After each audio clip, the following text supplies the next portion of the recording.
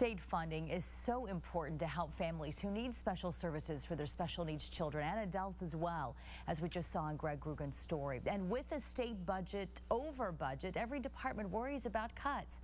Joining us this morning is LaVigne, Executive Director of the ARC, which is an organization designed to protect the rights of people with intellectual and developmental disabilities. With Laura is Jody Ferris, a parent and advocate, both here to talk about the continued need for assistance to thousands of families here in Texas. First, Laura, let's talk about your concerns as lawmakers are looking into these budget cuts. Texas is faring pretty badly right now. Yes, they are. The main thing I want people to understand is that the state of Texas ranks 49th out of 51 states, that includes D.C., in funding social services for Texans.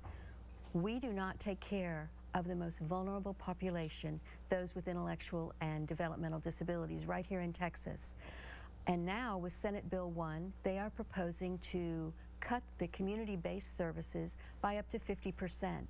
The meager funds that are already supplied are going to be cut by 50%. We're already at the bottom of the list on taking care of people. Now it's going to be even worse. So what can we do about it? How can the community come together and take a stand and say this just can't happen? Well, what we need to do is we need to contact our senators and our representatives right here in Texas and ask them not to cut these funds, because if these funds are cut, these individuals are going to have to go back to institutions.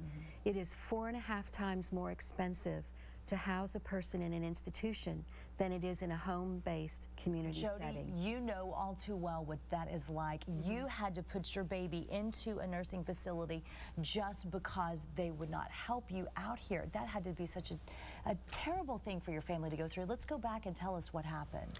Well, we lived in Colorado.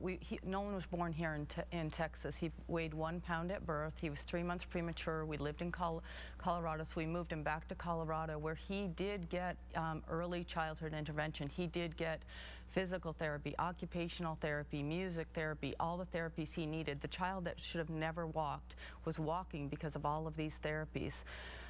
Then my husband got we had moved down to Texas through his job, and we were put on a 10-year wait list for those same exact services. And we lost all of our savings, and we were basically forced to put him in this nursing home to help with costs. He now has services. He's doing fabulous with these services, but without these services, children are going to end up in an institution. And the institutions run about $168,000 a year versus having them at home with their families, $38,000 a year. Which is so much better and safer and just a better feeling for the whole family. You and your husband have come up with a website to try to help families who might be in a similar situation. We have. My husband was up working on it last night, and we have a really easy website that produces and generates a letter for you and sends it right to the State House, and it's called helptexaskids.com. Well, it sounds like a lot of children help and need that help, so we're so glad you're here to talk about it, Jody and Laura. Thanks for coming in from the ARC, because it's important information. If we can make a difference, we will certainly try to get that word out. Thank you so much. Best of luck in all your efforts, and hang in there. I know you've been going through a whole lot. Thank you so much.